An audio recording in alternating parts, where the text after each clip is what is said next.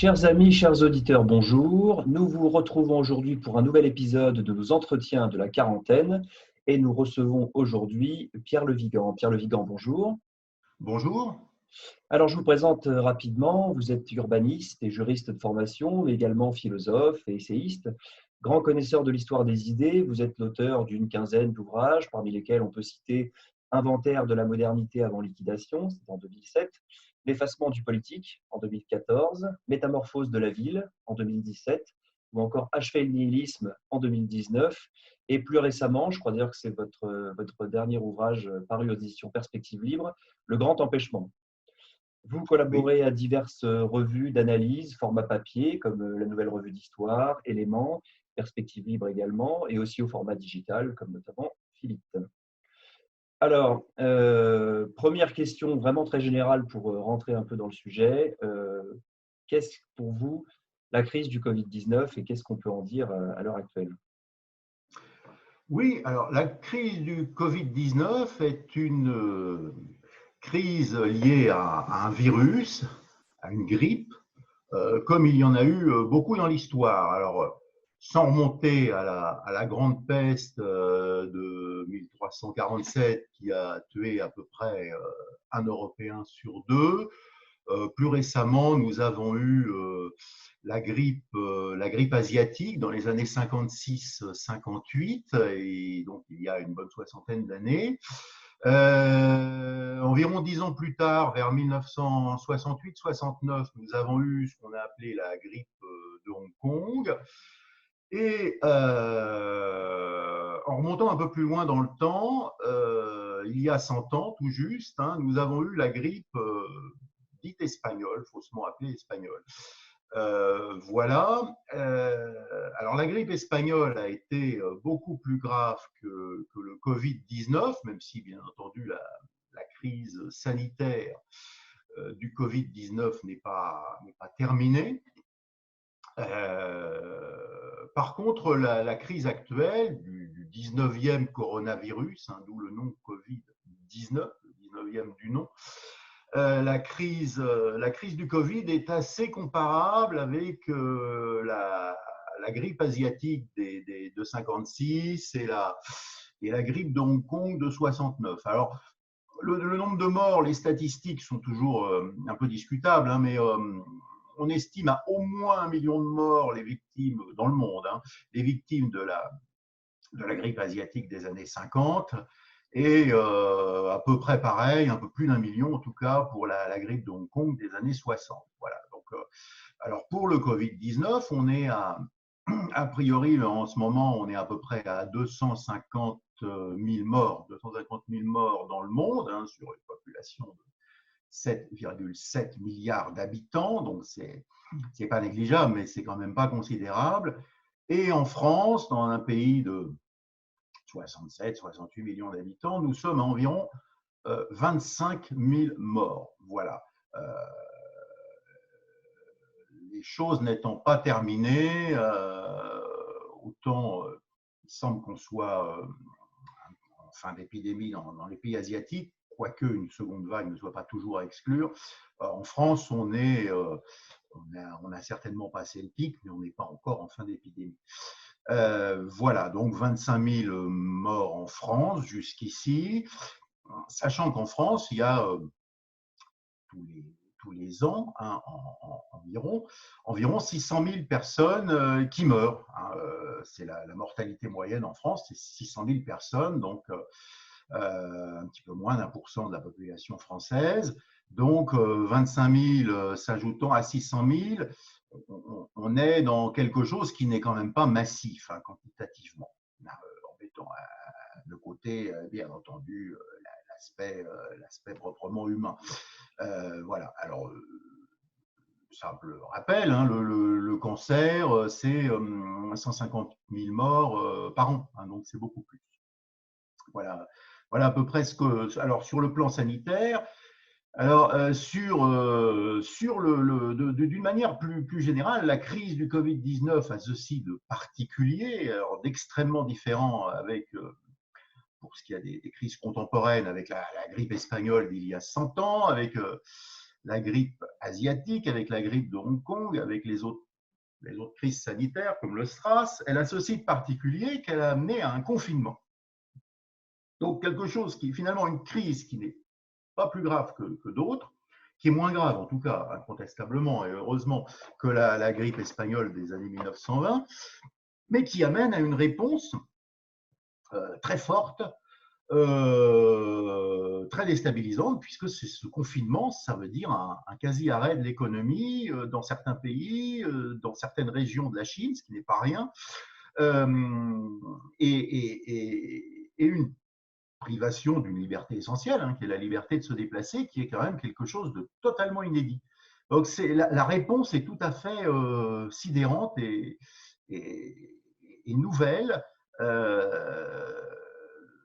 Donc la dimension de cette crise va vraiment au-delà de l'aspect sanitaire. Ça va aussi au-delà de l'origine de ce virus, hein, puisque bon, on sait qu'il y a une discussion, hein, pangolin, chauve-souris, donc origine naturelle, peut-être aussi virus échappé malencontreusement d'un laboratoire, comme l'envisage le professeur Montagnier.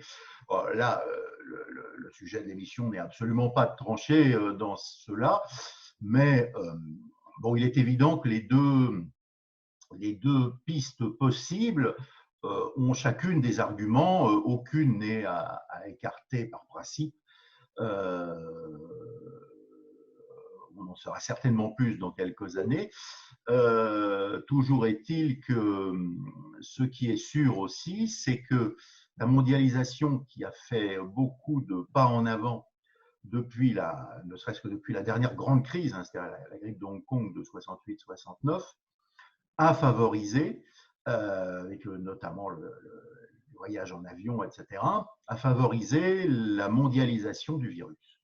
Il n'y a qu'en Afrique noire où il est, semble-t-il, pas encore très virulent, mais il touche pratiquement tous les pays de l'Asie à l'Europe, en passant par l'Amérique latine, ce qui n'aurait certainement pas été le cas il y a 50 ans, quand les voyages étaient plus limités, et encore moins il y a 100 ans.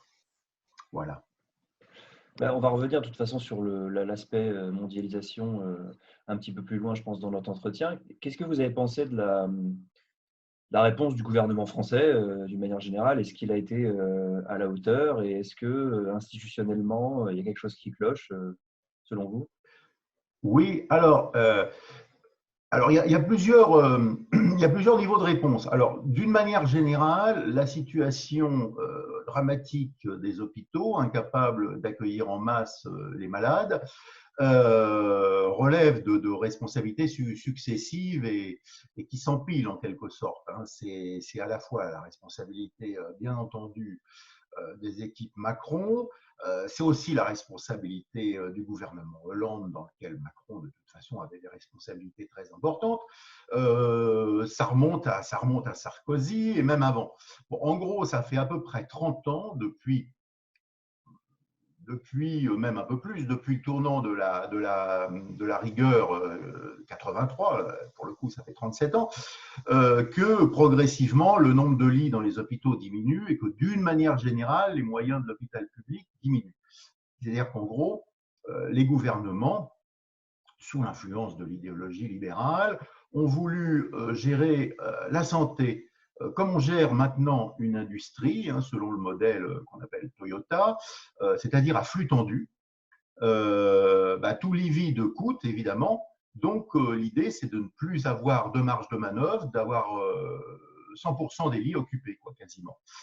Alors, évidemment, tout ça, ça peut marcher quand la santé évolue elle-même d'une manière extrêmement stable, mais dès qu'il y a une secousse, dès qu'il y a un à-coup, on n'a plus de marge de manœuvre. Ça, c'est quand même quelque chose qui est relativement facile à comprendre, mais nos technocrates n'ont pas voulu le comprendre. Il faut savoir que depuis la création par Alain Juppé des agences régionales de santé, la médecine est plus encore qu'avant sous la coupe de technocrates, et ces technocrates ne sont pas médecins, ce sont souvent des énarques qui en fait dont le principal objectif, c'est la rationalisation des choix budgétaires. En d'autres termes, c'est de faire des économies d'argent public. Voilà. Donc, la santé est vue comme un coût avant tout, alors qu'en un autre sens, on pourrait voir la bonne santé du peuple français comme un investissement. Voilà. Donc ma réponse, c'est qu'évidemment, cette crise a été mal gérée. Alors, non seulement il y a eu des problèmes de fond qui se sont accumulés, dont le gouvernement Macron a une part de responsabilité, mais qui remontent à plusieurs décennies, mais il y a eu aussi une communication erratique, c'est-à-dire qu'on nous a expliqué que les masques ne servaient à rien, alors que tout simplement, on n'en avait pas.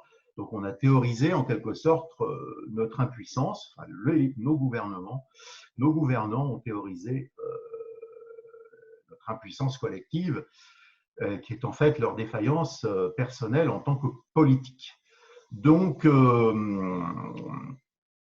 et alors la seule réponse qui a été apportée, c'est une version radicale de la distanciation, qui est le confinement. Parce qu'il faut bien comprendre une chose, c'est que le confinement est une version parmi d'autres de la distanciation. Il y a d'autres modes de distanciation que le confinement tel qu'il a été mis en place. On sait que ce confinement, au tout début, c'était 2 km autour du domicile, et puis ça a été réduit à 1 km.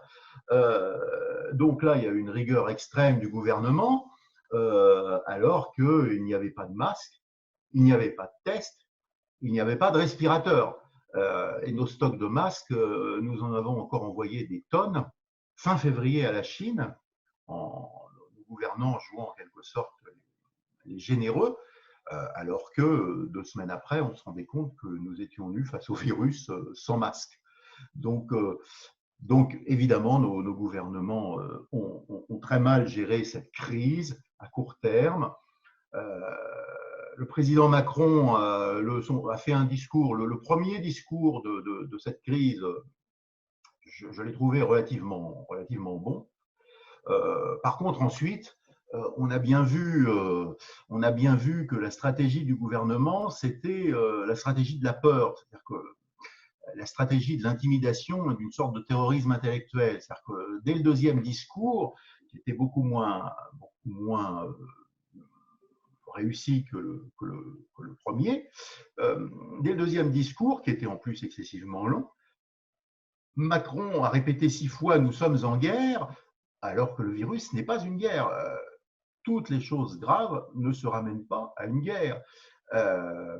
Toutes les guerres sont graves, mais toutes les choses graves ne sont pas des guerres. Or, le virus est une chose grave, mais ce n'est pas une guerre.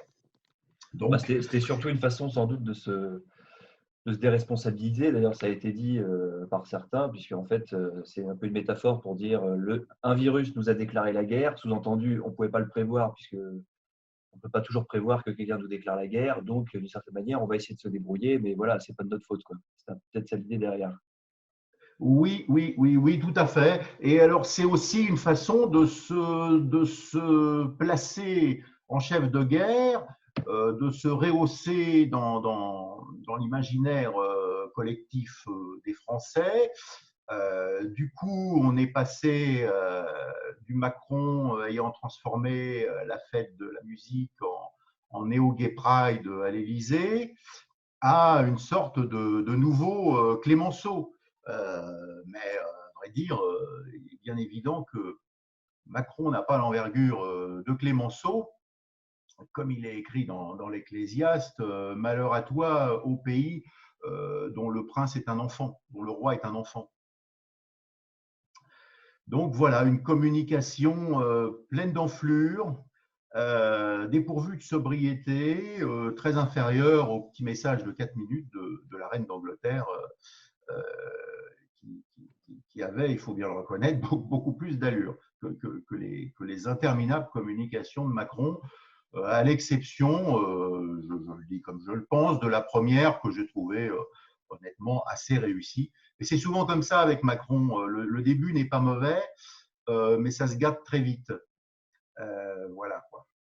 Alors, sur le fait qu'il parle énormément, je crois que Régis Debray a écrit un article dans Marianne qui se résumait en substance à la formule « moins ça peut, plus ça cause ». qui effectivement tendait à montrer que quand en fait on n'a pas vraiment de pouvoir et qu'on n'a pas de pouvoir, qu'on ne sait pas exactement ce qu'on fait et qu'on fait un peu le contraire la veille de ce qu'on avait prédit le jour même et du lendemain, etc., on fait des grands discours de 30 minutes qui endorment tout le monde pour essayer de noyer un peu le poisson, quoi. Il y avait sans doute un peu de ça. Oui, alors vous savez, Jean-Jacques Rousseau, dans la nouvelle Héloïse, parle à un moment des ministres qui causent beaucoup, mais qui ne font finalement rien, qui s'agitent, qui sont présents partout, mais qui sont finalement impuissants face aux événements et qui ne décident rien. Il les appelle les empressés feignants. Et effectivement, nos gouvernants, nos ministres sont exactement ces gens-là, des empressés feignants. C'est-à-dire qu'ils ne résolvent rien quant au fond, mais par contre, ils s'agitent beaucoup, ils font des discours de plus en plus interminables, de plus en plus assommants et parfaitement inutiles, quoi. Donc, effectivement, on est face à ce type de personnage inconsistant dont Jean-Jacques Rousseau avait déjà parlé il y a 250 ans presque. Et du coup, vous avez parlé du confinement. C'est vrai que c'est une situation quand même totalement inédite. Qu'est-ce que ça dit de notre société finalement? Parce que l'on a parlé du gouvernement, mais qu'est-ce qu'on peut dire du point de vue de la société? Alors, il y a quelque chose d'assez frappant, c'est que finalement, ça a été plutôt bien observé et du reste, au moins aussi bien observé, si ce n'est mieux, comme l'ont montré d'ailleurs quelques vidéos de Vincent Lapierre, mais comme j'ai pu l'observer moi-même en me promenant dans des quartiers de grands ensembles, hein, ça a été plutôt bien observé, y compris dans les banlieues. Alors pourquoi? Y compris d'ailleurs le port du masque, qui pourtant, au jour d'aujourd'hui, n'est pas encore obligatoire. Euh, eh bien, je pense pour des raisons de peur, d'inquiétude, notamment des mères de famille, etc. Alors, bien sûr, les plus jeunes, les bandes de jeunes ne l'ont pas beaucoup observé. Mais globalement, ça a été quand même très largement observé, peut-être plus par les banlieusards que par les bobos. Alors, peut-être parce que les bobos des grandes villes ont perdu l'habitude de toute discipline, finalement, peut-être un peu plus que les milieux d'immigrés moulés dans en quelque sorte une culture un petit peu plus traditionnelle, encore une fois, à l'exception d'une partie, hein, je dis bien de la jeunesse. Alors, ce que ça dit, c'est quand même effectivement une accoutumance presque étonnante à la servitude, parce qu'il faut bien dire que la privation du droit de sortir de chez soi sans un papier que l'on se fait soi-même, c'est quand même un auto-enfermement à l'intérieur de son appartement ou de sa maison. Enfin, l'immense majorité des gens en région parisienne habitent quand même en appartement, qui est quand même quelque chose d'assez sidérant. Et qui finalement a soulevé assez peu d'objections. Alors, en plus, ça s'est accompagné, comme chacun le sait, de la fermeture de tout ce qui est voie sur berge autour du fleuve, à Paris, autour de la Seine, enfin au bord de la Seine, au bord de la Marne, de la fermeture de tous les espaces sportifs, etc. Donc, des choses totalement sidérantes, de l'interdiction même de s'asseoir sur un banc. Hein, il faut circuler.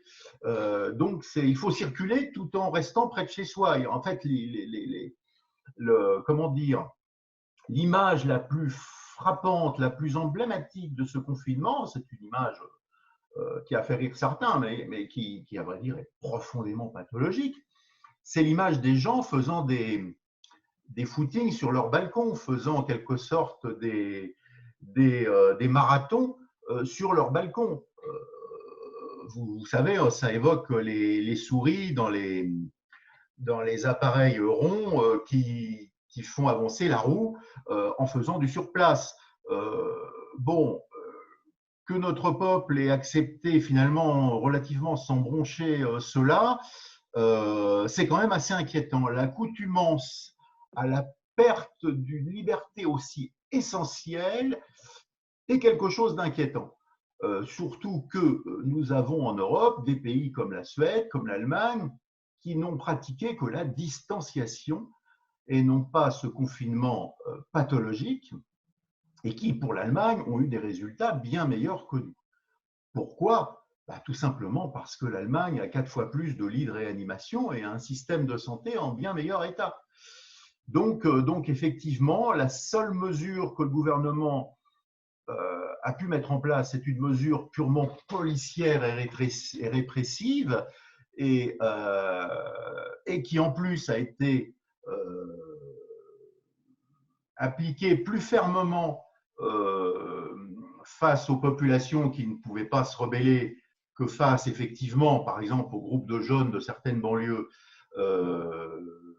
vis-à-vis desquels la police a eu des consignes de rester en retrait, de ne pas chercher la bagarre et donc de ne pas chercher à appliquer strictement cette mesure pour éviter tout conflit.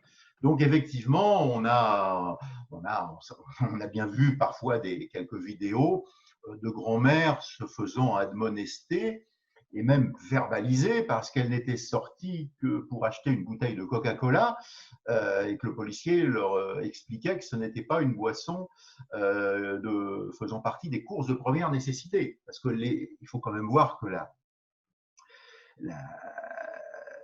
dimension policière a été jusqu'à vérifier les sacs de courses sans cadre légal. On est quand même dans quelque chose de totalement terrifiant. Si on s'habitue, si on s'accoutume durablement à une telle privation de liberté essentielle, nous sommes bons pour la servitude. C'est quand même extrêmement inquiétant. Et vous diriez qu'on va vers un goulag mou, parce que je vous ai entendu avoir cette expression que je trouve très bonne en fait. Oui, je dis justement goulag mou parce qu'effectivement, c'est un enfermement, mais avec une version bisounours, c'est-à-dire que c'est le goulag, mais à 20h, on applaudit les soignants, les médecins, etc. Alors qu'il faut sortir de la niaiserie. Hein. Il y a des bons soignants comme il y a des bons plombiers, et il y a des mauvais soignants comme il y a des mauvais plombiers, c'est tout. Donc on est dans la niaiserie, dans l'infantilisation, mais l'infantilisation est souvent un moyen d'établir les dictatures les plus terribles, les plus atroces et les plus privatrices de liberté. Donc nous en sommes malheureusement là. Et vous qui êtes urbaniste d'ailleurs, ça va être intéressant d'avoir votre point de vue, parce que c'est quelque chose qui a finalement été, à ma connaissance du moins, assez peu abordé. Que nous dit cette crise sanitaire sur le déploiement géographique des populations? Est-ce que les grosses villes contemporaines sont adaptées à ce type de pandémie? Dans quel sens? Quel est un peu votre regard d'urbaniste là-dessus? Alors, je suis effectivement content que vous abordiez cette question parce qu'il y a quand même quelque chose qui nous a tous frappés, je crois. C'est que pendant le laps de temps où le confinement était annoncé, mais où il était encore possible de circuler à plus de 2 km de chez soi et ensuite à plus d'1 kilomètre, on a calculé que 17% de la population parisienne avait émigré en province. Alors, ça en dit long parce que c'est quelque chose qui évoque un petit peu l'exode de 1940. Ça veut dire aussi que la campagne et pour un certain nombre de gens les racines, c'est-à-dire la famille qui pouvait les accueillir ou tout simplement les racines constituées après coup par une résidence secondaire par exemple, finalement s'avère un recours. Donc la France profonde s'est avérée finalement pour un certain nombre de Parisiens et en règle générale d'habitants de grandes villes, de Lyonnais, de Marseillais, etc. Pour un certain nombre, ceux qui le pouvaient en général, elle s'est avérée un recours. D'ailleurs, notons aussi qu'un certain nombre d'immigrés sont repartis en Afrique ou en Afrique du Nord. Là aussi, c'était un recours. D'ailleurs, il est assez amusant qu'un certain nombre de sans-papiers qui avaient payé pour venir, par exemple, en Espagne, ont payé d'autres passeurs pour repartir au Maroc, par exemple. Donc, pour les passeurs, c'est une crise économiquement très, très favorable puisque les circuits marchent maintenant dans les deux sens. Donc, c'est intéressant de voir que finalement, en période de difficulté, on tend à se raccrocher à ses racines. Donc là, c'est une sorte une constatation sur en quelque sorte un invariant anthropologique que l'on peut faire. Ensuite, évidemment, la vie en ville, confinée, ne pouvant que faire le tour du pâté de maison sans même aller dans un jardin, sans même aller dans les bois. La partie la plus délirante de ce confinement, c'est quand même la fermeture des jardins, la fermeture des bois, Boulogne, Vincennes, etc. La fermeture des voies sur berge, qui sont quand même des endroits beaucoup plus aérés que des petites rues. Le confinement est évidemment plus difficile dans une ville que dans une campagne où on a un jardin, ou même si on n'a pas de jardin, on a plein d'endroits très aérés à 100 mètres de chez soi. Ça pose effectivement la question du gigantisme extrême de nos villes. Alors, ce gigantisme, ce n'est pas forcément une question de densité, c'est surtout une question d'étendue. Parce qu'en fait, le vrai problème de nos villes, c'est non pas tant qu'il y ait des quartiers denses, par exemple le 15e est très dense, le 16e est très dense, ce sont pour autant des quartiers relativement agréables à vivre. Le problème, c'est l'étendue. C'est-à-dire que si Paris était entouré de zones de nature, quand je dis Paris, j'entends Paris intramuros, hein, la ville même de Paris, la densité ne serait pas un problème parce qu'à 3 km, on serait en forêt. Le problème, ce n'est pas tant la densité de Paris, qui s'accompagne finalement d'une certaine qualité de vie, que le côté extraordinairement étendu de l'agglomération parisienne qui fait qu'il faut faire au moins quasiment 90 km pour commencer à avoir des endroits un petit peu de nature, en forêt de Fontainebleau ou au fin fond de l'Oise, ou à l'extrême limite éloignée de la Seine-et-Marne. Donc le vrai problème, il est là, il est l'étendue de nos villes plus que la densité. Ceci étant, ce que l'on constate aussi, c'est que les gens habitant en appartement, mais qui ont, c'est malheureusement une minorité, qui ont la possibilité d'accéder à un jardin ouvrier. C'est le cas dans certaines banlieues, à Ivry, à Thiers, etc. Dans quelques exemples, hein, les jardins ouvriers qu'avait créé l'abbé Lemire dans les années 1900, qui ont été créés aussi dans d'autres cadres, eh bien ces gens-là se sont en quelque sorte soigner moralement de la tristesse du confinement en accédant à leur jardin. Et il est évident que la multiplication, effectivement, de lieux de jardinage, même pour les gens qui habitent en appartement, serait souhaitable. Donc là, ça nécessite de repenser la ville. Il y a aussi quelque chose d'évident, c'est la fragilité des villes. C'est-à-dire quand les villes ne sont plus approvisionnées, eh bien, elles sont dans une dépendance évidemment considérable au transport, d'où l'espèce de panique à la fois irrationnelle mais compréhensible des gens qui, dans les premiers temps du confinement, ont produit des files d'attente délirantes pour dévaliser les supermarchés en pâtes, en papier toilette, que sais-je. C'est effectivement absurde puisque finalement l'approvisionnement a été à peu près assuré, mais en même temps, il est certain que si un problème de transport ou une grève de transport s'était ajouté au confinement, on allait vite vers une catastrophe alimentaire. Donc effectivement, il nous faut repenser les villes en fonction maintenant de leur environnement, de leur biotope. Moi, je suis pour la décroissance des villes, hein, c'est ce que j'explique dans Métamorphose de la ville, dont j'ai publié il y a un mois et demi une version enrichie où j'insiste sur la nécessaire décroissance des villes. Il faut effectivement que les villes connaissent une décroissance dans leur étendue territoriale surtout, et soient parsemées de zones cultivées. C'est-à-dire qu'il faut remettre de l'agriculture en ville et pas seulement des gadgets comme le fait Madame Hidalgo, hein, qui prévoit par exemple de couvrir le périphérique au niveau de la Porte Maillot et de créer une petite ferme d'une centaine de mètres carrés au-dessus d'un immeuble de bureau, donc toujours Porte Maillot.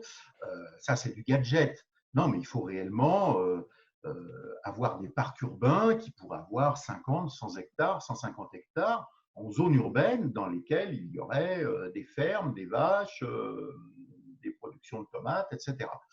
Et ça, c'est tout à fait possible, à condition évidemment d'en avoir la volonté et d'avoir une politique de planification urbaine. Et là encore, ça nous oblige à sortir du libéralisme dans le domaine de la ville comme dans tous les autres domaines.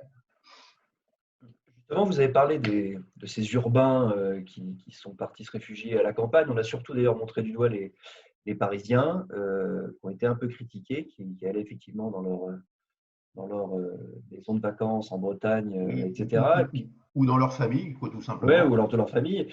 Qu'est-ce que cette crise révèle justement des rapports entre la France périphérique, hein, selon la formule de Guy Lui, et la France des métropoles, ou ce qu'il est maintenant convenu d'appeler les somewhere face au anywhere, selon la terminologie de David Goodhart, pardon, le journaliste britannique. Oui, tout à fait. La France périphérique, c'est un petit peu la France des gens de quelque part, et, euh, la France des grandes villes, des métropoles, hein, des Paris, Bordeaux, Lyon,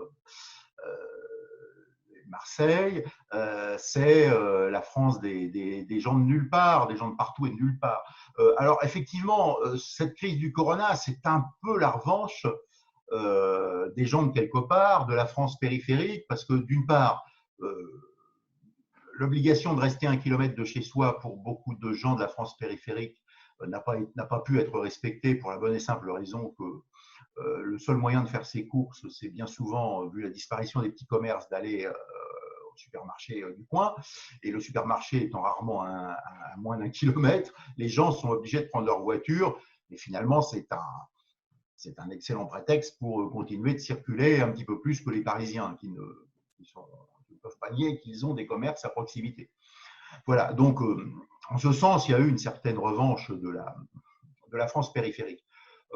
Par contre, quelque chose de très inquiétant, c'est les conséquences économiques. Hein. Le confinement risque de provoquer la faillite de beaucoup de petites entreprises, y compris en province.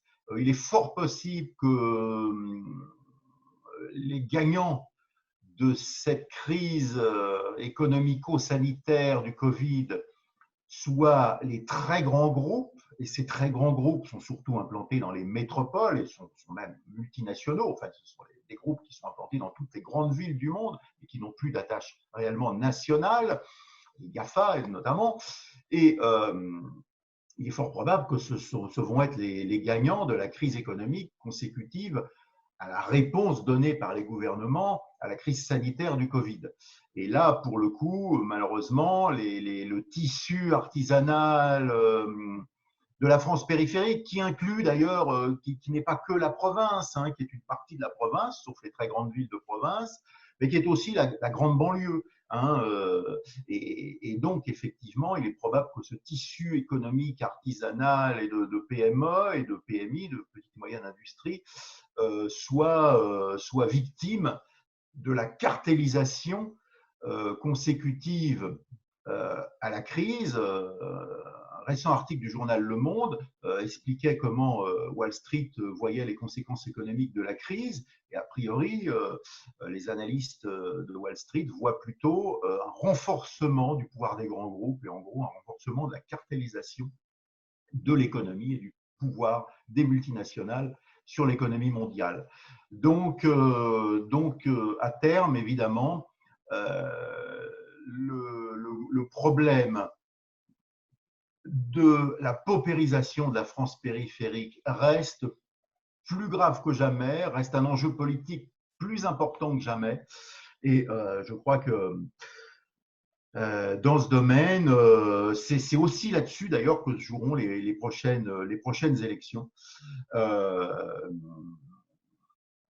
Sachant que malgré tout, la révolte des Français se traduit très souvent, et trop souvent du reste, par de l'abstention. Alors justement, qui dit France périphérique dit local et localisme en partie. On a un tout petit peu abordé le sujet de la mondialisation en début d'entretien. Justement, ce serait peut-être le moment de nous étendre un peu plus sur ce sujet-là. Il y a eu une grosse victime du Covid-19, c'est quand même la mondialisation heureuse, et je mets heureuse évidemment avec la centaine de guillemets qui Oui. s'impose. Qu'est-ce qu'on peut dire de ce rapport à la mondialisation? Elle a quand même été là crucifiée. Est-ce qu'elle va continuer? Alors c'est de la prospective, c'est difficile de répondre, mais qu'est-ce qu'on peut dire sur ce sujet-là? Alors, une chose est très claire en fait. Ce sont les pays dont l'économie est la moins autarcique, ou pour employer un terme plus contemporain, est la moins auto-centrée, qui sont les plus victimes de cette crise, parce qu'ils n'ont pas justement d'autonomie économique. De ce fait, la France, la Grande-Bretagne sont particulièrement victimes. La Grande-Bretagne n'a pas une seule usine de vaccins sur son territoire. La France n'avait plus qu'une usine de masques, alors qu'il y a des dizaines d'années, il y a même ne serait-ce que 10 ans, elle en avait plusieurs. Donc la désindustrialisation nous a montré notre faiblesse et notre dépendance. Nous ne produisons pas assez de masques, nous ne produisons pas assez de tests, notamment pas assez de coton-tige, pourtant pas un élément de très haute technologie, et nous n'avons pas assez de respirateurs. Donc, nous sommes dans une situation de faiblesse économique qui nous amène dans une situation de faiblesse sanitaire. Et nous dépendons donc d'importations venues essentiellement des pays asiatiques. Juste retour des choses en quelque sorte. Nous avons voulu faire de l'Asie l'atelier du monde. Nous avons démantelé nos ateliers en France. Eh bien, on se rend compte qu'en cas de crise, on est obligé de frapper à la porte des pays asiatiques que nous méprisions il y a encore une vingtaine d'années. Et voilà la leçon de quelques décennies de libéralisme, c'est que nous sommes livrés au bon vouloir des pays asiatiques, qui en profitent intelligemment pour se poser en sauveur, en quelque sorte, de l'Italie, de la Hongrie, à qui ils envoient non seulement des masques, mais des équipes sanitaires. Voilà, donc nous en sommes là, et effectivement, pour ce qui est de la mondialisation, ça montre les dangers terribles d'une économie qui cesse d'être auto-centrée, qui devient complètement externalisée, complètement mondialisée, où on se contente d'avoir quelques domaines que l'on pense d'excellence, mais une économie qui n'est pas complète, qui n'est pas capable de produire à tous les niveaux d'un circuit économique. Donc, en cas de crise sanitaire, ou un jour en cas de crise éventuellement diplomatique qui amènerait à une réduction drastique des transports par bateau, eh bien, nous nous rendrions compte exactement comme maintenant que nous manquons tout simplement de l'essentiel. Donc, dans ce domaine, la leçon, c'est, même Dominique Strauss-Kahn l'a noté dans Slate, je crois le 8 avril, il a noté que cette crise donnait raison aux partisans de la relocalisation. Alors, ça, c'est une chose de claire, et je crois que l'opinion publique se rend bien compte de l'impasse du libéralisme mondialisé que nous avons adopté, que tous nos gouvernements ont adopté depuis quelques dizaines d'années. Macron lui-même a osé dire des choses de ce genre. Mais il ne faut pas oublier que Sarkozy avait fait un discours très antilibéral en 2008, à l'époque de la grande crise de 2008, et que pour autant, ça ne l'a pas empêché de continuer de mettre en œuvre toutes les préconisations de l'Union européenne, notamment, qui vont dans le sens du libéralisme le plus mondialisé. Donc, les mots ne sont pas des actes, et les paroles n'engagent que ceux qui les entendent. Donc, je ne crois pas à la sincérité de Macron, j'attends ses actes, et si c'est comme Sarkozy, les actes ne viendront pas. Une chose est de constater qu'effectivement, le libéralisme est une catastrophe pour nos peuples. Une autre en est de penser qu'il va s'effondrer et laisser la place au plan mondial à des stratégies nationales qui seraient partout des stratégies de relocalisation. Je n'en suis pas sûr du tout, car il me semble que les forces dominantes au plan économique et qui contrôlent le politique sont toujours des forces mondialisatrices. Et je pense au contraire que cette crise va donner lieu, dans la foulée de l'utilisation aussi mondialiste du thème du réchauffement climatique, je pense que cette crise va donner lieu à des concertations mondiales encore plus fréquentes, allant dans le sens d'échanges de données numériques, allant dans le sens d'une digitalisation encore plus complète du contrôle de la population et allant dans le sens d'une sorte de ce qu'on appelle une gouvernance mondiale. Donc je pense que c'est le risque. Je pense que cette gouvernance n'arrivera pas à se mettre en place dans toute une série de pays qui ont le sens du destin national, qui ont le sens de l'identité nationale. Je pense essentiellement à la Chine, je pense au Vietnam, je pense à la plupart des pays asiatiques.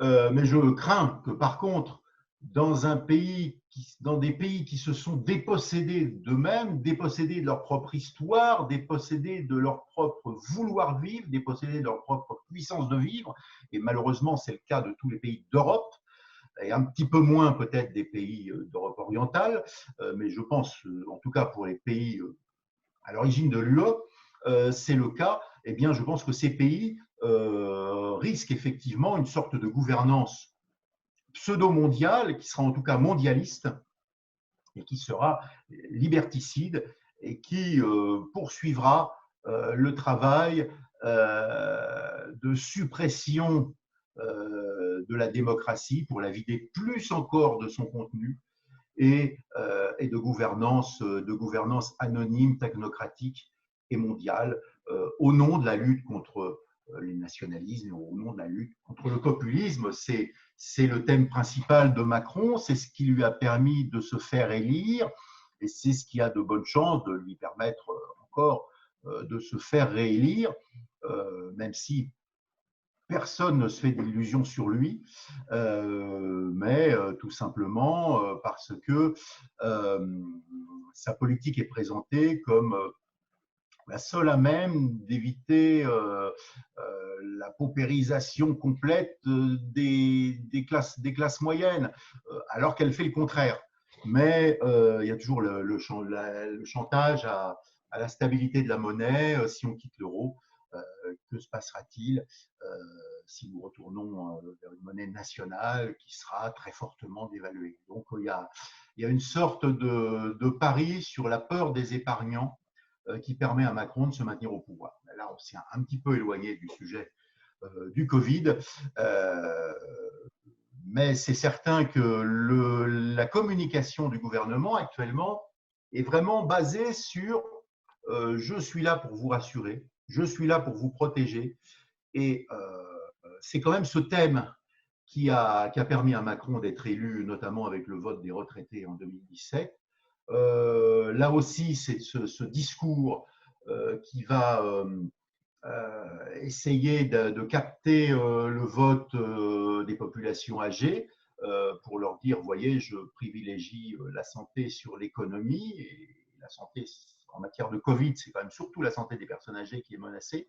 Donc c'est cette carte pseudo-protectrice qui, à mon avis, est en train d'être jouée et va être jouée durablement par le gouvernement.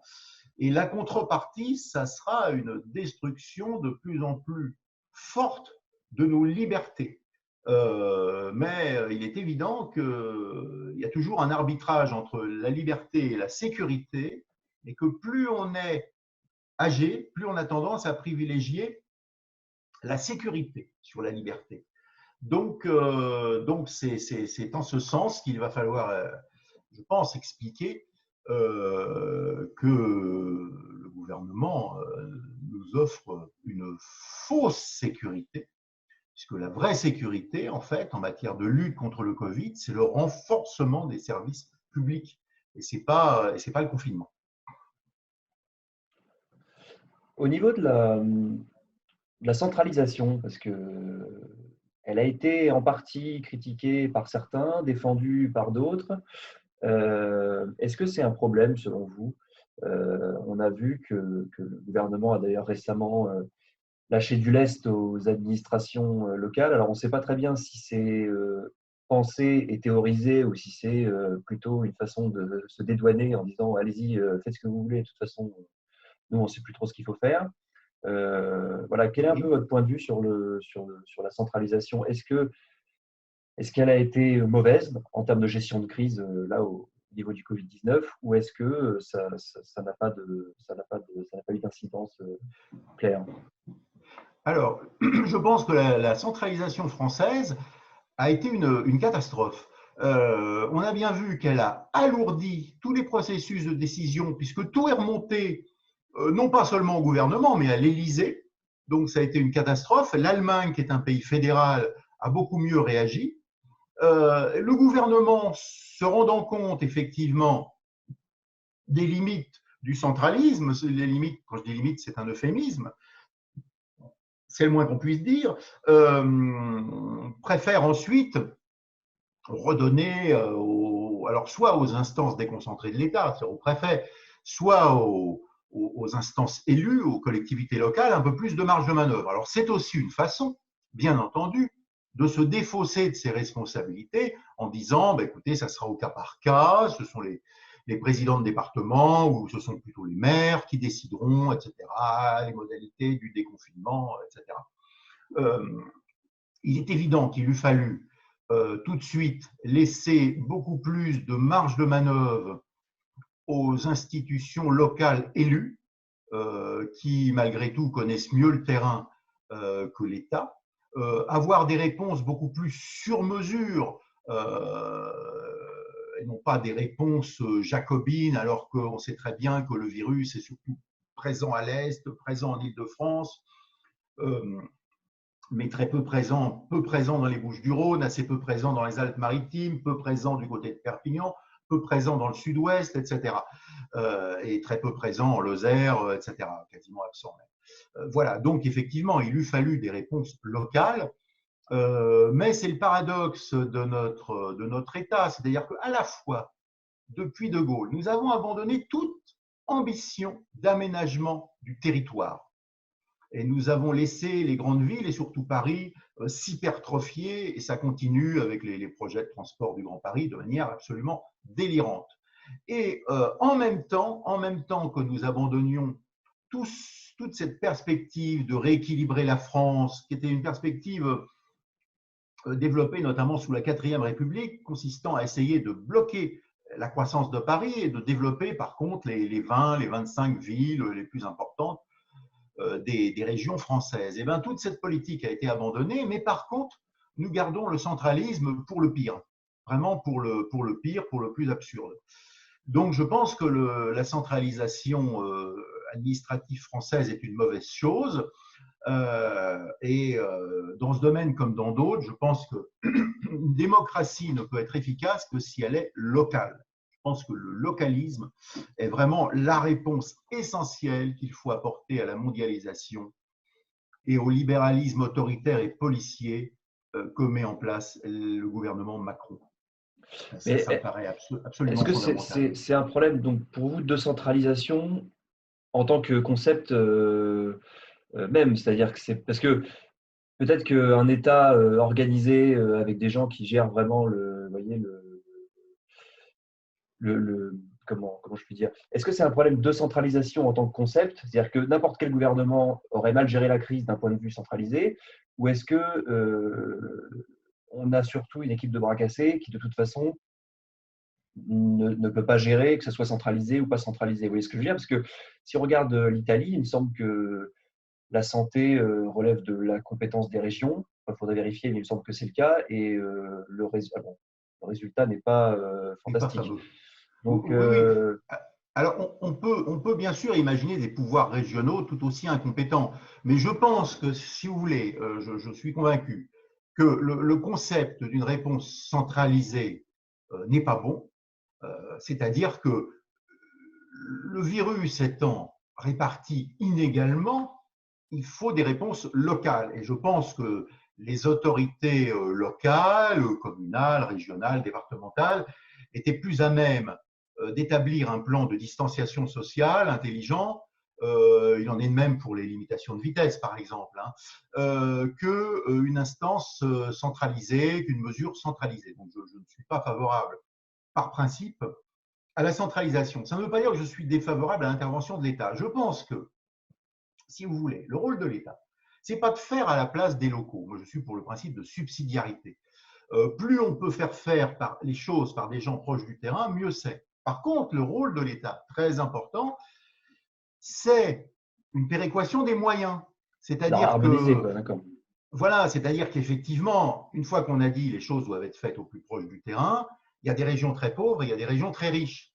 Le rôle de l'État, c'est de prendre des moyens aux régions qui en ont beaucoup pour en donner aux régions qui en ont peu, de façon à ce que les moyens, en quelque sorte, par habitant, soient à peu près du même ordre et que la réponse, en tout cas, par habitant, en termes aussi bien d'éducation que de santé, soit à peu près de la même qualité qu'on habite à Neuilly ou qu'on habite à Guéret ou à Saint-Flour.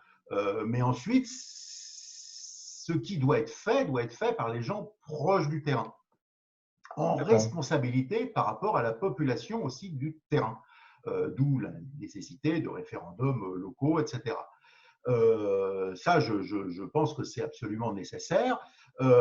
Et même une ville comme Paris est une ville trop grande qui devrait être éclatée en donnant une autonomie complète, en transformant les maires d'arrondissement en maires de plein exercice. Parce que un maire de Paris gérant 2 millions d'habitants, c'est trop. Chaque arrondissement a, pour beaucoup, le 15e a presque 200 000 habitants. Ça légitimerait largement un maire de plein exercice, au même titre que le maire de Bordeaux, que le maire de Nîmes, etc. Donc je suis vraiment pour une échelle humaine. Si vous voulez, je suis contre la centralisation parce qu'elle homogénéise des choses qui ne sont pas forcément homogènes. Quand elles sont homogènes, je ne vois pas d'inconvénient à la centralisation, mais quand les choses ne sont pas homogènes, ce qui est vraiment le cas du Covid, il ne faut pas une réponse homogène. Et par ailleurs, je suis contre la centralisation quand elle ne permet pas, pour des raisons de taille, la question de la taille analysée par le philosophe Olivier Rey, quand la taille ne permet plus d'avoir une réponse démocratique. Or, au-delà d'un certain nombre de populations gérées, on perd la possibilité d'une gestion démocratique. C'est-à-dire que le maire d'une communauté d'agglomération de 500 000 habitants, ça ne peut pas être très démocratique. Le maire d'une ville de 25 000 habitants, ça peut. Parce que le maire peut connaître tous ses quartiers, etc. Donc, la démocratie nécessite de ne pas dépasser une certaine taille. Alors, Aristote parlait, lui, de 10 000 habitants, mais évidemment, la population mondiale étant ce qu'elle est, il est difficile de tout gérer au niveau de 10 000 habitants. Mais ce qui est certain, c'est que dans toute la mesure du possible, il faut appliquer le principe de subsidiarité et descendre au plus près des gens le niveau des décisions et ensuite le niveau de contrôle des décisions par la population. Et ça, c'est ce qu'on appelle la démocratie locale et la démocratie la plus directe possible. On retrouve Rousseau, Voilà. dont je parlais tout à l'heure d'ailleurs. Rousseau, tout à fait, tout à fait. Alors là, Rousseau est un grand partisan de la démocratie directe. Ce qui ne veut pas dire d'ailleurs la suppression de tous les élus. Ça veut dire que il faut effectivement des élus, il faut des gens qui sont des délégués du peuple pour gérer un certain nombre de choses. Simplement, les élus doivent rester sous le contrôle de la population. Leur pouvoir doit être en quelque sorte limité. Il doit être sous le regard de la population. Et on renverra d'ailleurs nos internautes au très bon livre, puisque vous l'avez mentionné, d'Olivier Rey, Une question de taille, qui est paru chez Stock, je crois. Oui, puisqu'on parlait un peu plus politique là, je crois que vous vouliez aborder le point du clivage gauche-droite, qui n'est pas forcément évident en termes de rapport, mais est-ce que vous pensez que la réponse qui a été apportée à la crise sanitaire peut nous dire quelque chose du clivage gauche-droite? On en a un peu parlé du clivage gauche-droite récemment, là, depuis la crise. Oui, alors, ce qui est quand même frappant, c'est que la privation des libertés a donné lieu à très peu de protestations de la part de la gauche, y compris de la gauche radicale, ce qui peut paraître surprenant, hein, sachant que c'est un secteur de l'opinion qui gémit à la moindre expulsion de sans-papiers, ce qui est pourtant assez rarissime. Mais effectivement, là, tout ce secteur a été silencieux ou favorable tout simplement à la privation de liberté. Alors, Nicolas Dupont-Aignan, par contre, lui, s'est opposé très clairement aux excès du confinement, qui n'est qu'une version policière, encore une fois, de la distanciation sociale. Donc c'est intéressant parce que la liberté est passée à droite en quelque sorte. Voilà. Ce qui n'a pas été très clair, c'est la position de Marine Le Pen, hein, qui n'a pas souligné les aspects liberticides du confinement tel qu'il a été mis en œuvre. Voilà, donc ça c'est effectivement quelque chose qui n'a pas été très satisfaisant, hein, me semble-t-il, du point de vue des libertés comme réaction, ou plutôt comme absence de réaction. Si vous voulez, un autre aspect très important, c'est qu'on a vraiment opposé la vie, la santé d'un côté, la liberté de l'autre. Bon, la santé nécessiterait donc la suppression d'une liberté essentielle, qui est la liberté de se déplacer, qui est la liberté de mobilité, et l'économie. C'est-à-dire que là aussi, la santé nécessiterait l'arrêt de l'économie. Mais c'est un faux débat parce que, en vérité, l'arrêt de l'économie provoque des problèmes de santé.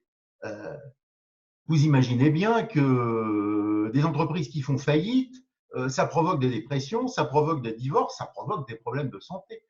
Vous imaginez bien que des personnes âgées de 95 ans qui en EHPAD ne peuvent plus tout d'un coup recevoir de visites, ça provoque des problèmes de santé, et un problème de santé essentiel qui est tout simplement leur mort, parce qu'elles meurent de désespoir, de tristesse, de solitude, ce qui est tout à fait évident, est-ce que les médecins confirment. Donc, cette opposition est absurde, en fait. Il eût fallu organiser avec des mesures barrières, effectivement, la possibilité de continuer de visiter les gens malades à l'hôpital et les gens âgés dans les EHPAD. C'est absolument vital pour ces gens en question. Il y a un certain nombre de gens qui sont morts et les 6 dernières semaines de leur vie, ils n'ont pas pu voir une seule personne proche. C'est monstrueux. De même, les enterrements ont été quasiment interdits. Et donc, ces moments importants où les familles se rassemblent autour d'une tristesse, mais aussi autour d'une communion, autour d'un retour affectif entre soi, ont été interdits. Les messes, bien entendu, les autres cérémonies dans les synagogues, dans les mosquées aussi, bien sûr, ont été interdites. Tout ça est absolument pathologique. Et c'est réellement quelque chose qui est qui n'a pu être inventé que par des esprits, il faut bien le dire, tordus, qui sont les esprits de nos gouvernants. C'est-à-dire des esprits qui sont dans l'oubli complet des constantes anthropologiques les plus essentielles de nos peuples en Europe. Et on peut même dire de tous les peuples du monde. Mais alors, c'est quand même quelque chose d'absolument énorme. Véritablement, qui en dit long sur le dérèglement mental et le totalitarisme, le mou peut-être, mais réel, le goulag mou de nos dirigeants. Donc, il est évident qu'une société a besoin de rites. Alors, tout ce que Macron a essayé de retenir en ancien assistant éditorial de Paul Ricoeur qu'il est, c'est un petit peu la notion de récit. Alors, vous savez, dans les sociétés sans État, dont dont Pierre Clastre a souvent parlé, on redisait tous les jours le mythe quotidien, le mythe fondateur, puisqu'il n'y avait pas d'État, il fallait que la société tienne sur quelque chose, elle tenait sur un mythe, sachant qu'elle peut tenir, normalement, une société tient à la fois sur un mythe et sur un État. Mais à défaut d'État, il faut au moins un mythe, et un mythe d'autant plus fort. Et donc, ces sociétés redisaient tous les matins, par la voix d'un porte-parole, le mythe fondateur. Alors Macron, par ses discours interminables, essaye de créer une sorte de mythe fondateur d'une France unie. Ce n'est pas par hasard d'ailleurs qu'on parle d'un éventuel gouvernement d'union nationale, d'une France unie. Autour d'un discours fondateur de compassion vis-à-vis des soignants. Bon, tout ceci, malheureusement, nécessiterait un ancrage historique autre que celui d'Emmanuel Macron. Tout cela n'est jamais qu'un jeu de théâtre. Et là, on voit effectivement le théâtreux qui ressurgit, mais le théâtre ne tient pas lieu d'une politique, et nous avons besoin de gouvernants sobres et non pas de gouvernants bavards. Surtout, non seulement le théâtre ne tient pas lieu de politique, mais il ne fonctionne même pas pour lui-même, puisque quand le président parle et héroïse les soignants, ces derniers n'ont pas oublié qu'ils se faisaient gazer il y a encore quelques mois quand ils manifestaient pour plus de moyens dans l'hôpital public et contre les coupes budgétaires et l'austérité. Donc, moi, j'ai eu beaucoup de témoignages de soignants. D'ailleurs, il y a eu, vous savez, le petit épisode où Macron est allé dans un hôpital et que la communication du gouvernement a enregistré les applaudissements, alors qu'en fait, on s'est rendu compte que les applaudissements n'applaudissaient pas Macron, mais une soignante qui avait critiqué le président et la gestion de crise, et cette soignante avait été applaudie par ses semblables, et la communication présidentielle avait monté la séquence vidéo pour montrer, regardez, Macron est applaudi par les soignants, ce qui est totalement relaté. Donc, ce que je veux dire, c'est que oui, en plus, le phénomène d'héroïsation des soignants fonctionne assez peu, non seulement auprès des Français, mais auprès des soignants eux-mêmes qui voient le côté tartuffe de la chose. Oui, oui. L'un des enseignements de cette crise, c'est que nous avons besoin de services publics, et l'hypocrisie du gouvernement qui n'a cessé, comme les gouvernements précédents, mais plus encore en allant quand même beaucoup plus loin, avec plus d'énergie libérale destructrice. Ce gouvernement qui n'a cessé de démanteler et de casser les services publics à tous les toupets, hein, en quelque sorte, pour maintenant se faire le défenseur de ces services publics et d'une manière générale de ces populations qui continuent de faire vivre le pays, qui sont en gros un peu les mêmes que les gilets jaunes, hein, c'est-à-dire le petit peuple, hein, en quelque sorte, les caissiers, les chauffeurs de camions, les transporteurs, les infirmiers, les aides-soignants, etc. Et donc tous ces gens-là que le gouvernement méprisait, puisqu'ils ne sont rien, hein, en quelque sorte, hein, voilà. Donc effectivement, ces gens-là sont en première ligne pour le coup en termes de risque, hein, en termes de risque sanitaire.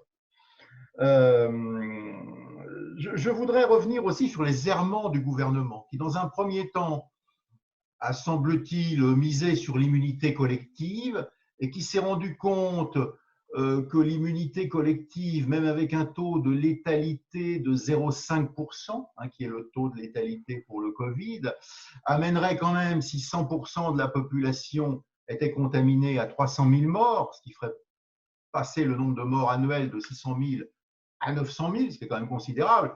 Et même si l'immunité était atteinte environ à 50%, on parle souvent de ce seuil, 50%, voire 70% pour un taux d'immunité collective, même à 50%, ça ferait quand même 150 000 morts de plus. Or, nous en sommes à 25 000.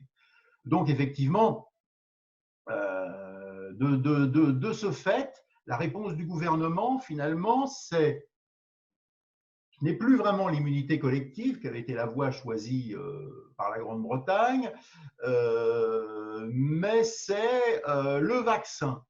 Mais sachant que le vaccin n'est pas non plus une réponse très satisfaisante, parce que, comme l'avait souligné le professeur Raoult, la notion d'immunité collective n'est pas tout à fait pertinente en matière de Covid, parce qu'on peut avoir été infecté et s'en sortir et être de nouveau réinfecté. Alors c'est vrai que si on s'en est sorti la première fois, a priori, évidemment, sous le contrôle des médecins, a priori, on a beaucoup de chances de s'en sortir aussi la seconde fois. Mais ce n'est pas sûr. Donc, en d'autres termes, la notion d'immunité collective n'est pas totalement pertinente. Donc, dans ce cas-là, qu'est-ce qui est pertinent, nous disent un certain nombre de gens, pas seulement le professeur Raoult, qui est certes emblématique, mais qui représente le point de vue d'énormément de médecins, mais aussi Christian Perron. Que nous disent ces médecins? Ils nous disent que donc la vraie réponse, c'est certainement pas un vaccin, une réponse stéréotypée qui renvoie à une solution qui se veut définitive, mais qui ne le sera pas finalement d'un problème complexe. C'est tout simplement de tester rapidement tous les gens qui ont des symptômes et de les soigner avec un médicament qui existe depuis des décennies. Et évidemment, chacun le sait, l'hydroxychloroquine associée à l'azithromycine, un antibiotique. Bon, là, laissons les médecins en parler et faire leur travail. Mais on a quand même quelque chose qui existe depuis des décennies, dont personne ne nie que ça doit être fait, utilisé sous contrôle médical, puisque il peut y avoir des risques pour le cœur. L'hydroxychloroquine peut aussi avoir des conséquences sur les yeux, par exemple un risque de glaucome. Mais sincèrement, qu'un médicament nécessite d'être utilisé sous contrôle médical, ça prouve une seule chose, c'est que c'est un vrai médicament. Un médicament sérieux a toujours des effets secondaires. Personne n'a dit que l'hydroxychloroquine était quelque chose d'anodin. Simplement, ça existe, ça peut être disponible massivement, et à la place de ça, on nous dit il ne faut rien faire, etc. Alors on terrorise réellement le peuple français par toute une série de termes pontifiants. Alors, par exemple, les clusters de malades. Les clusters de malades. Cluster, ça veut dire grappe, comme grappe de raisin. C'est tout ce que ça veut dire. En fait, un cluster de malades, c'est un groupe de malades. Vous savez, c'est un terme, personne ne sait ce que ça veut dire. Ça impressionne les braves gens. Mais tout le monde a, par exemple, chez lui, si vous avez 3 brosses à dents, si vous êtes pédant, vous pouvez dire j'ai un cluster de brosses à dents. Puisque je vais dire j'ai un groupe de brosses à dents. Ouais. Non, mais voilà. On parle d'études randomisées. Ça fait anglais en plus, c'est encore mieux. Voilà, on parle d'études randomisées. Vous savez, les pontifiants du conseil scientifique, qui ne représentent jamais que des scientifiques parmi d'autres. Joseph Mengele aussi était un scientifique et un vrai médecin.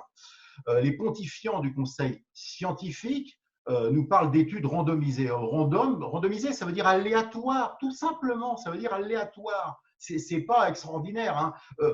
On essaye de terroriser les gens en employant des concepts qui se veulent pompeux et qui sont d'une parfaite banalité. Donc, il ne faut pas se laisser impressionner par cela. Il faut, au contraire, croire dans les points de vue et dans les rendus médicaux, non pas des pseudo-scientifiques autoproclamés, et encore moins des chercheurs en sociologie annexés au conseil scientifique, mais tout simplement des médecins qui vont vous expliquer, voilà, j'ai eu 2000 personnes qui sont entrées dans mon institut.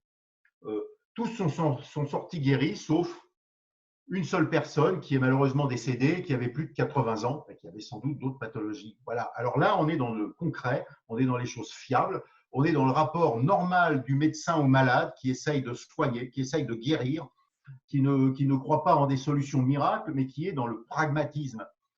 Mais non, le problème, c'est que le pragmatisme, visiblement, ne permet pas de générer assez de profit, tandis que la course au vaccin, a fortiori un vaccin mondial, alors que 3 milliards d'individus ont subi des formes différentes, plus ou moins dures, parfois catastrophiques, comme en Inde, de confinement. Donc, vous imaginez l'enjeu financier d'un vaccin mondial. Ça veut dire que des milliards de gens vont être vaccinés. Donc, effectivement, ça semble exciter beaucoup plus les appétits que l'utilisation d'un médicament utilisé contre le paludisme depuis des décennies et qui effectivement ne va pas générer des restructurations et des profits délirants des groupes pharmaceutiques. Hein, donc on en est là. On en est là dans une sorte le gouvernement à la fois se protège derrière un comité scientifique constitué de gens qui ont bien entendu des compétences, mais on pourrait imaginer un comité scientifique de gens ayant aussi des compétences qui donneraient des avis totalement différents. Si vous voulez, la science ne pense pas. La compétence peut donner lieu à des avis différents. La compétence n'est pas neutre, la science n'est pas neutre. Donc, ce que dit le comité scientifique pourrait être démenti par un autre comité scientifique. Et il se D'ailleurs, trouve qu'à la fois le gouvernement se protège derrière les avis de ce comité scientifique, et je pense aussi que le gouvernement tend à protéger de très gros intérêts avec lesquels il est extrêmement lié. Et ça, c'est extrêmement dramatique. Et c'est une lourde responsabilité de nos gouvernants. Je crois beaucoup plus que l'autonomie qui a été enlevée aux médecins en déclarant hydroxychloroquine, substance dangereuse, n'est pas normale. Tout ça a été fait à la va-vite. Tout ça a été fait certainement sous la pression de groupes pharmaceutiques. Tout ça n'est absolument pas sain. Et je pense que là, il faudrait, encore une fois, redonner aux gens de terrain plus de possibilités de travailler avec autonomie auprès des populations. Mais d'ailleurs, bon, c'est toujours un peu bizarre de parler à la place de tous les Français, mais j'ai quand même l'impression que cette expertocratie a quand même été assez mal vue, hein, d'un point de vue général, par les Français. Déjà par rapport aux politiques, c'est-à-dire que les gens se sont quand même un peu rendus compte que le gouvernement se cachait derrière le conseil scientifique, vous l'avez dit. Or, le conseil scientifique n'est pas élu jusqu'à preuve du contraire.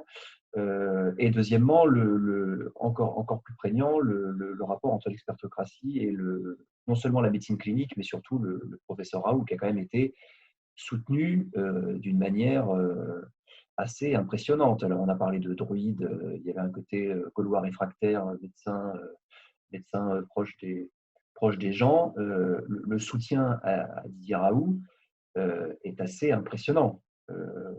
Donc, cette expertocratie, malgré tous ses diplômes, tous ses titres et tous ses consortiums, ne recueille pas un élan vraiment emphatique dans les populations. Oui, il y a quelque chose qui est quand même très frappant. C'est que quand un homme politique en France a été atteint du Covid-19, il a en général contacté directement les équipes de l'IHU de Marseille-la-Timone du professeur Raoult pour se faire soigner. C'est-à-dire qu'en d'autres termes, quand la question n'est plus de faire passer des mesures favorables à tel groupe financier dont on est proche, etc., mais quand la question c'est tout simplement de sauver sa peau, là, les hommes politiques n'ont pas hésité en général. Ils sont allés voir le professeur Raoult. Je pense que ça en dit long. Je pense que ça en dit long. Vous avez vu que, alors c'est une petite digression, que Didier Raoult, j'ai vu ça récemment, a rejoint la toute nouvelle revue de Michel Onfray, la Front Populaire. Est-ce que vous y voyez une espèce de confirmation de la formation d'un bloc populaire ou bloc populiste face à un bloc élitaire dont parle Jérôme Sainte-Marie par ailleurs et qui pourrait être, lui, rangé du côté d'expertocratie? Oui, vous m'avez appris ça, Maxime, et je trouve ça effectivement assez significatif. Michel Onfray a produit des analyses globalement très bonnes depuis le début de cette crise du Covid et d'une manière générale, depuis 3-4 ans, son analyse de l'ultralibéralisme et de la dérive sécuritaire et et hostile aux libertés de cet ultralibéralisme macronien. Michel Onfray en a fait dans l'ensemble une très bonne analyse.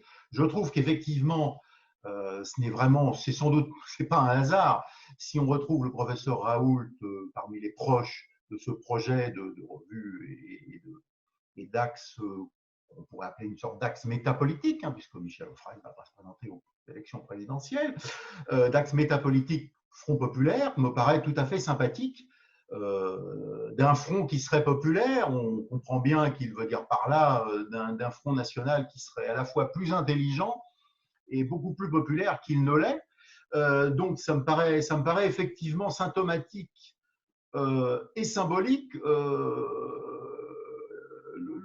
professeur Raoult n'est absolument pas un homme politique, mais à force d'être attaqué par des ultramondialistes, par les élites les plus financiarisées, les plus hors sol, les plus ultralibérales, les plus européistes, eh bien finalement il se retrouve, lui qui est par ailleurs un homme plutôt favorable à l'immigration, en tout cas à la régularisation de certains immigrés, lui qui n'a pas un tropisme d'homme de droite, encore moins d'homme d'ultra-droite et pas non plus d'identitaire, eh bien, il se retrouve quand même finalement dans un camp, en tout cas antilibéral, anti-mondialiste et en tout cas populiste. Peut-être d'ailleurs populiste de gauche, mais populiste. Je trouve que c'est très caractéristique des nouveaux clivages, des vrais clivages, des clivages fondamentaux. Si vous voulez, les experts nous ont menés dans un chômage, dans une catastrophe qui est quand même le chômage de masse, qui est l'impossibilité de répondre à une crise sanitaire que nous avons observée là, et qui est quand même quelque chose qui montre que le roi est nul. Notre économie est impuissante à nous protéger, nos gouvernants sont impuissants à nous protéger. Et ces mêmes experts ont détruit le service public. Et nous sommes passés à un doigt de la catastrophe dans le Grand Est, hein, sans compter que nous sommes passés aussi dans la catastrophe, parce que tout simplement, quand je dis à un doigt de la catastrophe, parce que certains médecins ont expliqué, je crois que c'était le patron de l'Agence régionale de santé du Grand Est, qu'à peu de choses près, il aurait manqué des lits dans le Grand Est. Mais la vérité, c'est qu'il en a manqué, puisque un certain nombre de gens dans les EHPAD n'ont pas été admis à quitter l'EHPAD pour être hospitalisés. C'est-à-dire qu'on les a laissés mourir dans les EHPAD. Donc, nous ne sommes pas passés à un doigt de la catastrophe, nous sommes passés dans la catastrophe. C'est-à-dire qu'on a laissé des gens mourir à la fois du Covid et de solitude. Donc, ça a été la double peine. Donc, tout ça par les responsabilités de ces experts. Donc, le gros problème de ces experts, c'est qu'ils ne sont spécialistes que d'un seul sujet et sous un seul angle, ce qui fait quand même beaucoup d'amputations mentales. En fait, ils sont spécialistes d'un sujet sous un seul angle, c'est-à-dire comment réduire les dépenses. C'est ce qu'on appelle la rationalisation des choix budgétaires, donc la RCB. Donc, ces gens-là sont des infirmes du cerveau, il faut bien le dire, et aussi, ils n'ont pas l'humilité de certains infirmes, c'est-à-dire qu'ils ignorent ce qu'ils ignorent. C'est-à-dire que les experts n'imaginent même pas qu'un certain nombre de constantes anthropologiques qu'ils ignorent dans leur travail quotidien, ils n'imaginent même pas que ces constantes anthropologiques existent. C'est-à-dire qu'ils n'ont même pas imaginé qu'il était vital pour des gens qui ont perdu un proche de se retrouver dans un cimetière, quitte à avoir un minimum de gestes de prudence dans les embrassades s'il y a des gens très âgés, donc très vulnérables, ou déjà malades ou diabétiques qui participent à la cérémonie d'enterrement. Enfin, tout ça relève du bon sens. Mais ils n'ont même pas imaginé ça, donc ils ont interdit brutalement. Si vous voulez, l'inintelligence de ces experts est quelque chose de frappant. Et donc, ils ignorent, encore une fois, ce qu'ils ignorent. Ils ignorent les domaines qui ne sont pas les leurs. Ils n'ont même pas la conscience de l'existence de ces territoires mentaux qu'ils ne pratiquent pas quotidiennement. Donc, ce sont vraiment des gens non seulement inutiles, mais nuisibles. mais nuisibles. Donc il faut les écarter, il faut les empêcher de nuire en les mettant à la retraite anticipée. Très sérieusement, parce que ce sont vraiment des nuisibles.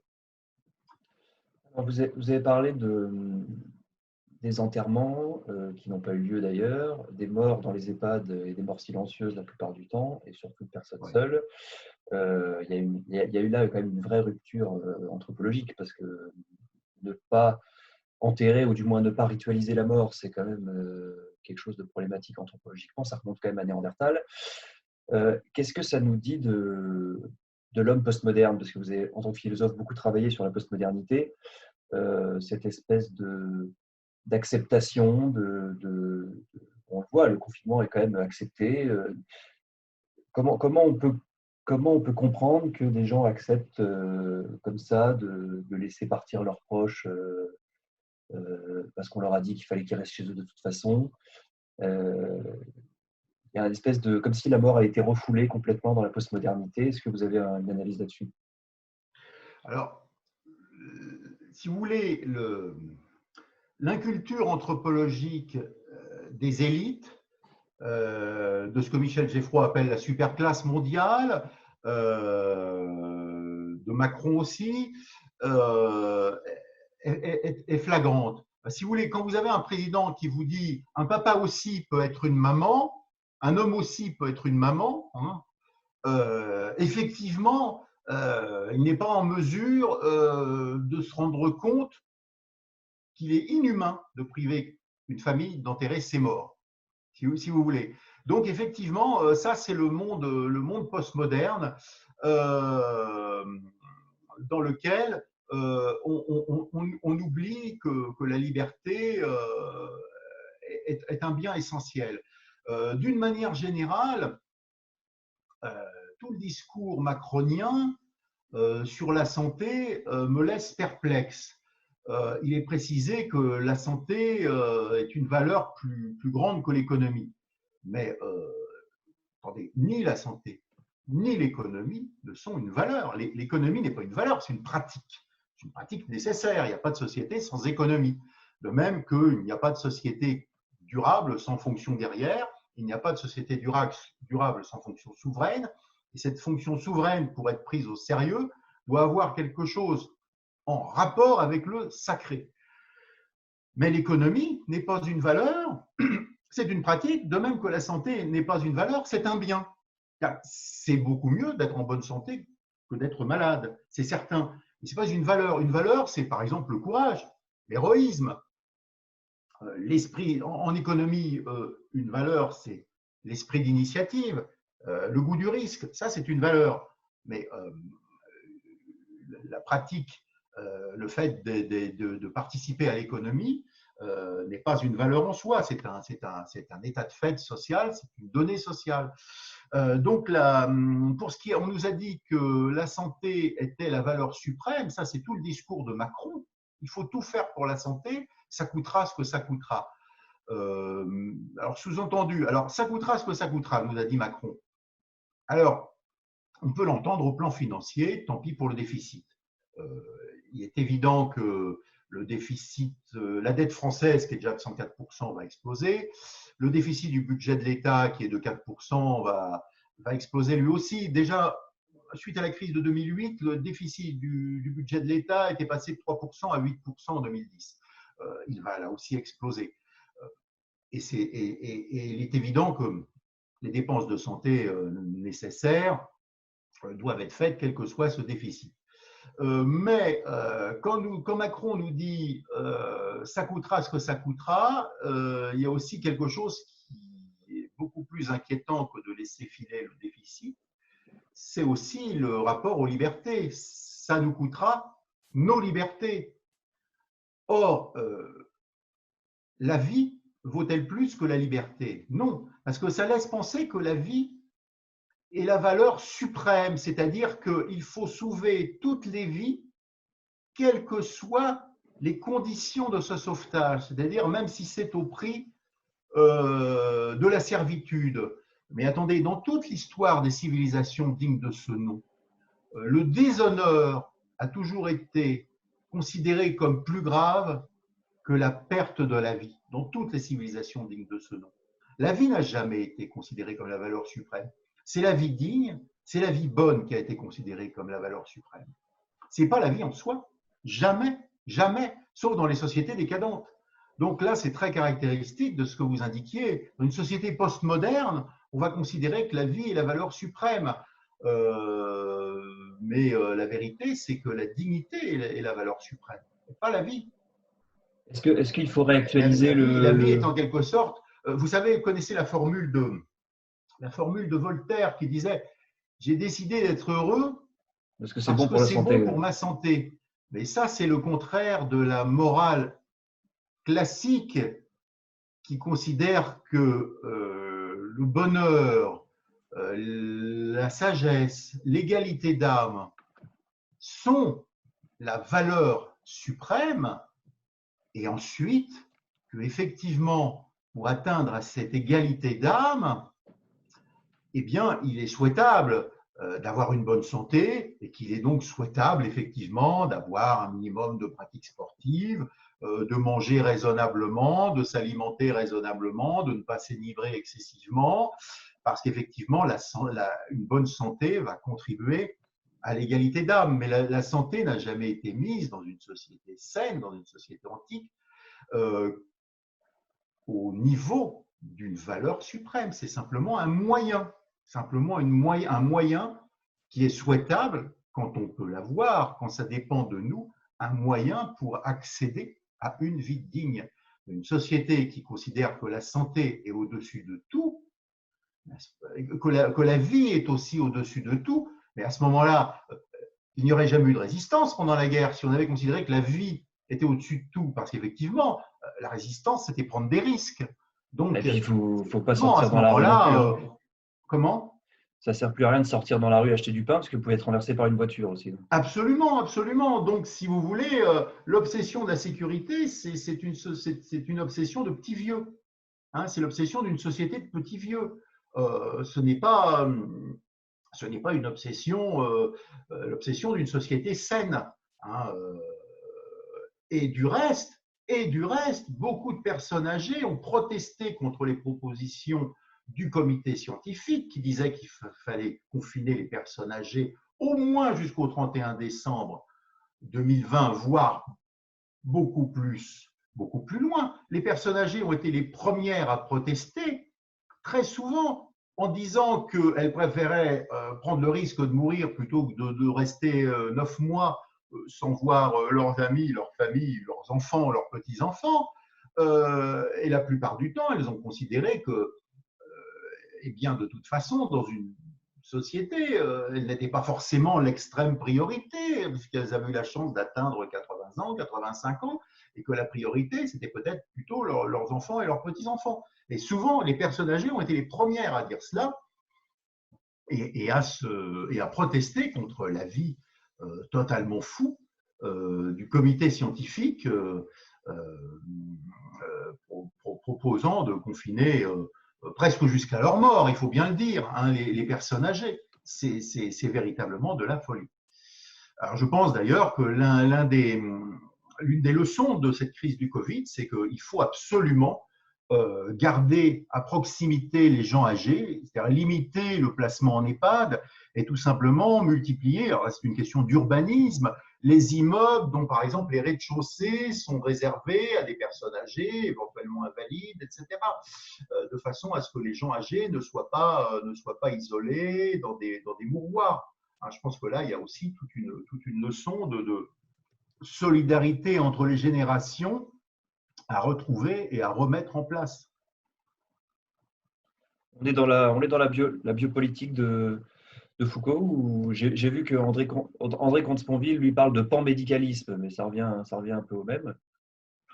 Tout à fait, oui, oui. Alors, la panmédicalisation de la société, c'est-à-dire le fait que le médical envahit tout, c'est la suite de l'hygiénisme, du panhygiénisme contemporain, c'est-à-dire que il y a une sorte d'obsession de la contamination qui est complètement délirante, de multiplication d'injonctions, manger 5 fruits et légumes par jour, manger, bouger, qui est quand même quelque chose de totalitaire.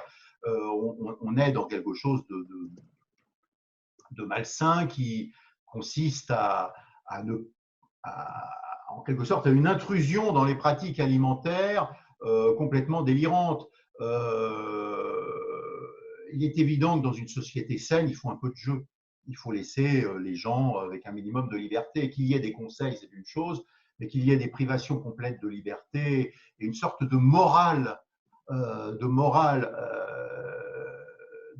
l'alimentation où c'est aberrant. Enfin, là, on a l'impression que quelqu'un qui sort pour acheter seulement une baguette et non pas pour en acheter 3 et ne pas ressortir avant 3 autres jours, c'est un criminel, alors que dans le même temps, le ministère de la Justice a libéré de vrais criminels, hein, puisqu'il n'a pas voulu qu'il risque d'être malade en prison. Hein.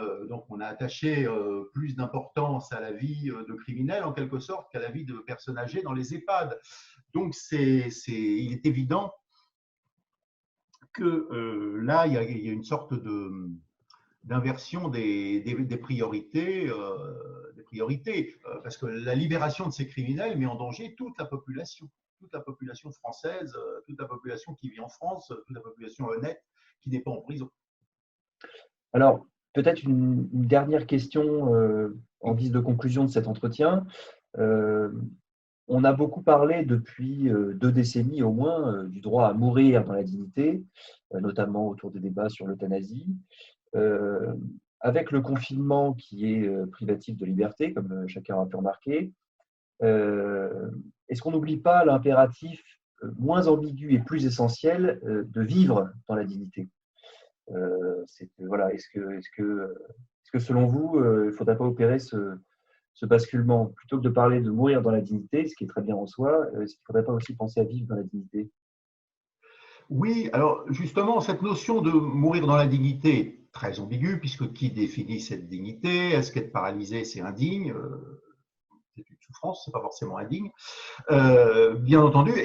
Et ce qui est tout à fait intéressant, c'est que tous les gens que nous ne cessions d'entendre, de voir pétitionner, de susciter des propositions de loi, de réforme de la loi de Leonetti pour aller plus loin, pour qu'on puisse mourir dans la dignité, c'est-à-dire en fait pour qu'on pratique une euthanasie de plus en plus massive, eh bien ces gens-là, on ne les a pas entendus quand on nous a demandé de vivre sans cette dignité essentielle qui est tout simplement la liberté. Donc c'est tout à fait frappant, tout à fait caractéristique du monde postmoderne qui ne voit pas des privations de liberté qui lui crèvent les yeux et qui s'arc-boutent sur des enjeux microscopiques.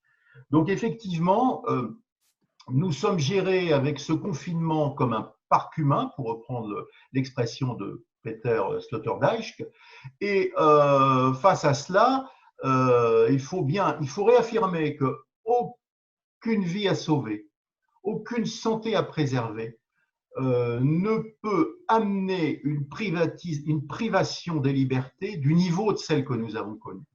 À une distanciation sociale, des mesures limitées d'interdiction d'aller dans certaines régions pendant un certain nombre de semaines, c'est entendu. Mais des interdictions de fréquenter un jardin qui est à 100 mètres de chez vous, des interdictions de se promener tout seul en forêt, des interdictions de se promener sur une plage qui, par définition, est quand même en général bien ventilée, c'est de la pure folie, c'est une pathologie, et ça, c'est absolument inadmissible. C'est une privation de liberté qui est parfaitement criminelle, au moment en plus où on vide les prisons, c'est tout de même c'est emblématique de nos gouvernants. Donc je crois que dans ce domaine, il faut bien voir de toute façon que les choses, si on veut introduire une éthique conséquentialiste à ce niveau-là, il faut bien voir que de toute façon, des gens qui se sentent libres, qui se sentent privés uniquement de ce qui est indispensable par une distanciation sociale raisonnable et non pas par un confinement déraisonnable comme on nous l'a imposé en France. Des gens qui se sentent libres des gens qui peuvent faire du footing à n'importe quelle heure, ce qui n'est pas le cas par exemple à Paris intramuros, sont des gens en meilleure santé physique et morale. Donc en termes de conséquences, ce sont des gens finalement qui seront plus résistants au Covid.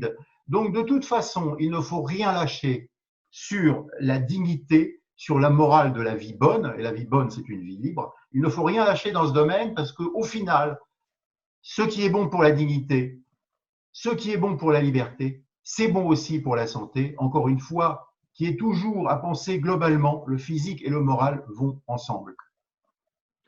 Bien, écoutez, Voilà sur quoi je veux bien terminer, Maxime, en tout vous à fait. remerciant en plus de vos questions très stimulantes et très pertinentes. Merci beaucoup. Écoutez, c'est nous qui vous remercions, Pierre Le Vigan, pour le temps que vous nous avez accordé et puis pour vos analyses, en espérant qu'elles auront éclairé nos internautes. Nous vous souhaitons une bonne continuation à l'approche du déconfinement qui arrive dans quelques jours. Et quant à nos internautes, nous les retrouverons prochainement pour un nouvel entretien. Merci Maxime Le Nagar. Vous voulez vous tenir au courant de nos initiatives? Suivez-nous sur Facebook, abonnez-vous à nos groupes.